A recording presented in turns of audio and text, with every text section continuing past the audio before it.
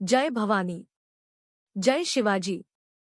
हा इतिहास आहे केवळ तलवारीचा नाही, तर एका विचाराचा, एका स्वप्नाचा आणि स्वराज्याच्या पहिल्या ठिणगीचा। 1630 साल, सह्याद्रीच्या कुशीत वसलेला शिवनेरी किल्ला। तो काळ अंधकारमय होता। परकीय सत्तांनी रयतेवर अन्याय केला होता आणि अशा काळात 19 फेब्रुवारी 1630 रोजी शिवनेरी किल्ल्यावर एका तेजस्वी बालकाचा जन्म झाला।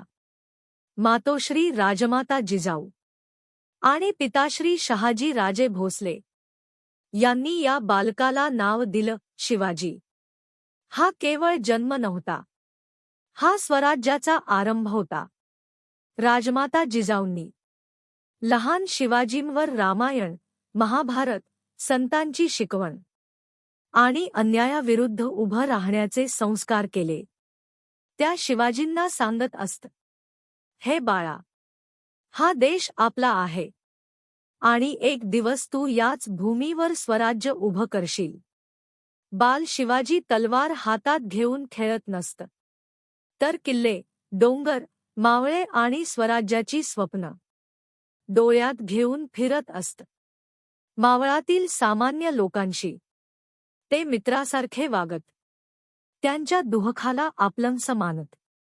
लहान वयातच शिवाजी महाराजांनी अन्यायाविरुद्ध उभं राहण्याचं धाडस दाखवलं। ते फक्त राजघराण्यातले मुलं नव्हते, ते रयतेचा राजा बनण्याच्या मार्गावर होते। ज्या बालकाच्या मनात रयतेसाठी प्रेम होतं, तोच पुढे स्वराज्याचा शिल्पकार बनला। शिवाजी महाराज इतिहास नाहीत, ते विचार आहेत, आणि तो विचार म्हणजे स्वराज्य। जय भवानी, जय शिवाजी। अशाच शिवकालीन कथा ऐकण्यासाठी चॅनल सबस्क्राइब करा। शिवरायांचा वारसा।